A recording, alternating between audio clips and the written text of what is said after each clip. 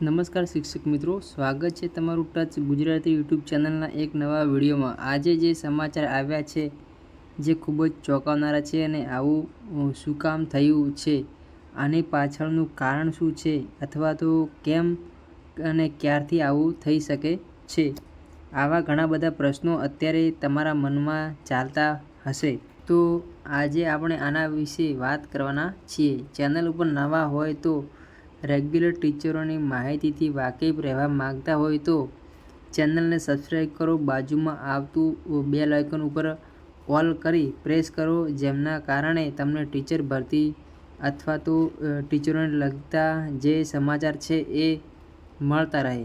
આવનારા સમયમાં આપણે પગાર પંચ વિશે પણ વાત કરવાના છીએ કે 8મું પગાર પંચ મળવાપાત્ર છે કે એ કેવી રીતે મળશે, તો એની પણ તમને અપડેટ આપણી ચેનલ ઉપર મળતી રહેશે અને ઉપરાંતની ઘણી બધી માહિતી તમને મળતી રહેશે। તો વાત કરીએ છીએ શિક્ષણ સમિતિની 24મી એપ્રિલે બેઠકમાં શિક્ષકોને છૂટા કરવાનો નિર્ણય લેવાશે। પ્રાથમિક શાળાઓની પરીક્ષા પૂરી થયા બાદ તરત જ માસ્તરોનો ઘસારો થશે। બદલી કેમ્પ બાદ મંજૂરી મેળવનારોને છૂટા કરવાનો નિર્ણય લેવા માટે જિલ્લા પંચાયત સ્થિત જિલ્લા શિક્ષણ સમિતિની 24મી એપ્રિલે બેઠક મળશે।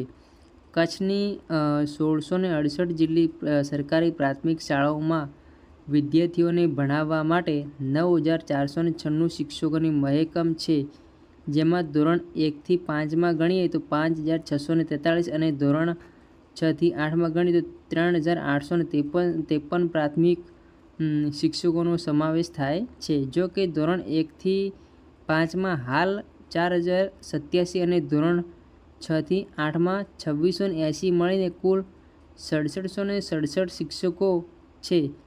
આમ 2024ની 18મી ડિસેમ્બરથી સ્થિતિએ ધોરણ 1થી 5માં 1556 અને ધોરણ 6થી 8માં 1173 મળીને કુલ 2729 પ્રાથમિક શિક્ષકોની ખાલી જગ્યા છે।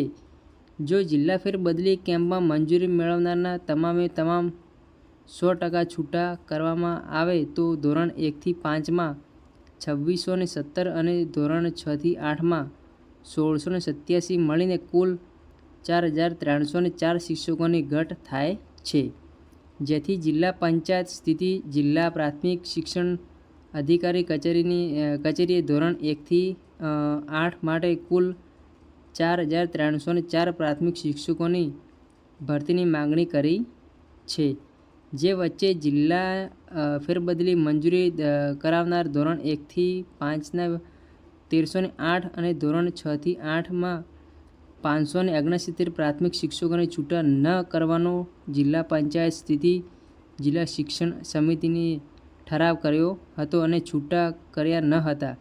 આમ નાક દબાવતા રાજ્ય સરકારના શિક્ષણ વિભાગે મોઢું ખોલ્યું હતું અને કચ્છને ખાસ કિસ્સામાં 4100 પ્રાથમિક શિક્ષકોની નિમણૂક ત્યાં જ નિવૃત્તિની શરતે ભરતીનો નિર્ણય લીધો હતો। જે બાદ કચ્છમાંથી જિલ્લા ફેર બદલીવાળા શિક્ષકોને છૂટા કરવા કહેવાયું હતું, પરંતુ જિલ્લા શિક્ષણ સમિતિના ચેરમેન વિરમ ગઢવી અને જિલ્લા પંચાયતના પ્રમુખ જનકસિંહ જાડેજાએ નવા શિક્ષકો મળે ત્યારબાદ છૂટા કરવા નિર્ણય લીધો હતો। જોકે ત્યારબાદ 50% મહેકમ જળવાય એ રીતે છૂટા કરવાનું દબાણ થતાં પરીક્ષા પછી છૂટા કરવા નક્કી થયું હતું, જેથી 24મી એપ્રિલે જિલ્લા શિક્ષણ સમિતિની બેઠક મળશે, જેમાં 50% મહેકમ જળવાય એ રીતે જિલ્લા ફેર બદલીવાળાને છૂટા કરવા નિર્ણય લેવાશે।